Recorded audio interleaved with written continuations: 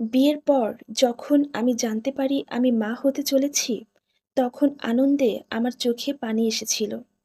ভেবেছিলাম এই ছোট্ট শিশুর আগমনে হয়তো শ্বশুরবাড়িতে আমার সম্মান কিছুটা বাড়িয়ে তুলবে।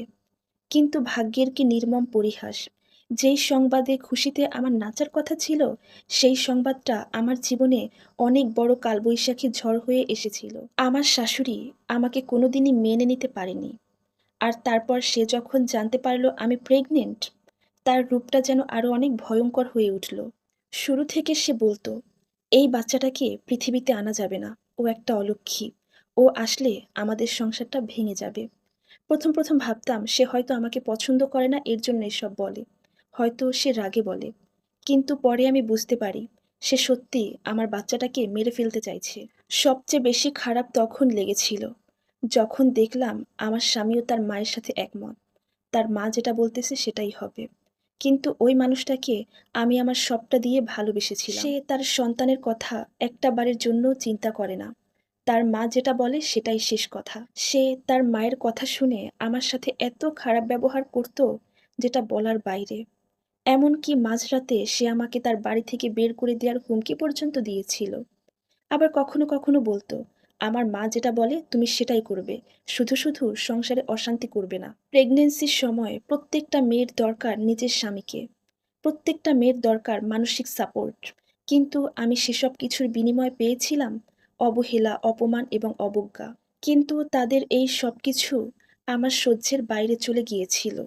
একদিন শাশুড়ি মা আমার খাবারের সাথে এমন কিছু মিশিয়ে দিয়েছিলেন, যেটা খেলে আমার পেটের সন্তানটা নষ্ট হয়ে যেত।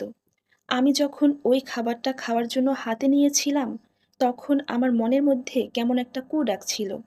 আল্লাহ তাআলার অশেষ রহমতে আমি সেই খাবারটা খাইনি।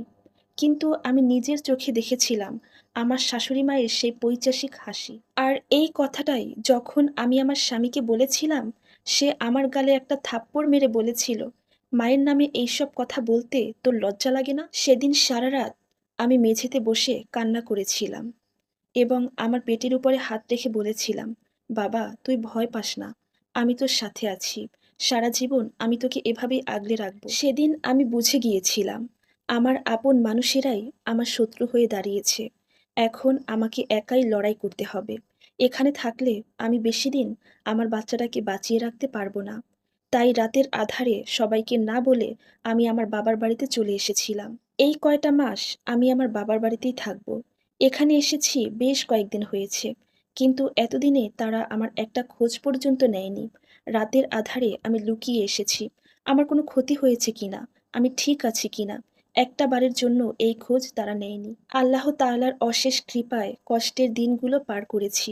এখন আমার কোল জুড়ে একটা ফুটফুটে ছেলেবাবু হয়েছে। আমি আমার বাবুর মুখের দিকে তাকালে সব কষ্ট ভুলে যাই। যারা আমাকে কষ্ট দিয়েছিল এখন তারাই আমার কাছে আসতে চায়। আমার ফুটফুটে বাচ্চাটাকে দেখে আমার শাশুড়ি মা চোখের পানি ফেলে। আমার শাশুড়ি মা এখন আমার কাছে ক্ষমা চায়। আমার স্বামীও তার ভুল বুঝতে পেরে বারবার আমার কাছে ক্ষমা চায়। কিন্তু সেই রাতের অন্ধকারে একা একা লড়াই করার ক্ষতটা কি এত সহজে ভুলে যাওয়ার কথা? এত সহজে কি সবকিছু ভুলে যাওয়া যায়? মা হওয়ার এই জার্নিটা আমার জন্য এতটা সহজ ছিল না। যাই হোক, সবাই আমার ছেলেটার জন্য দোয়া করবেন। আর আপনারা আমাকে পরামর্শ দিবেন, আমি কি সবকিছু ভুলে গিয়ে আবার তাদের কাছে ফিরে যাব? তারা তো আমার কাছে বারবার মাফ চায়। তারা বলে যে তারা আমাদের সাথে আর কোনো অন্যায় করবে না। এখন আমি কি আমার বাচ্চাটাকে নিয়ে তাদের কাছে ফিরে যাব, নাকি একা একাই বাচ্চাটাকে মানুষ করব? এখন আপনাদের কাছে আমার বিনীত অনুরোধ, আপনারাই বলে দেন আমি কি করব? আমাকে পরামর্শ দিয়ে সাহায্য করবেন। আর এই সম্পূর্ণ স্টোরিটা সংগৃহীত, যার সাথে আমার বাস্তব জীবনের কোনো মিল নেই। ধন্যবাদ।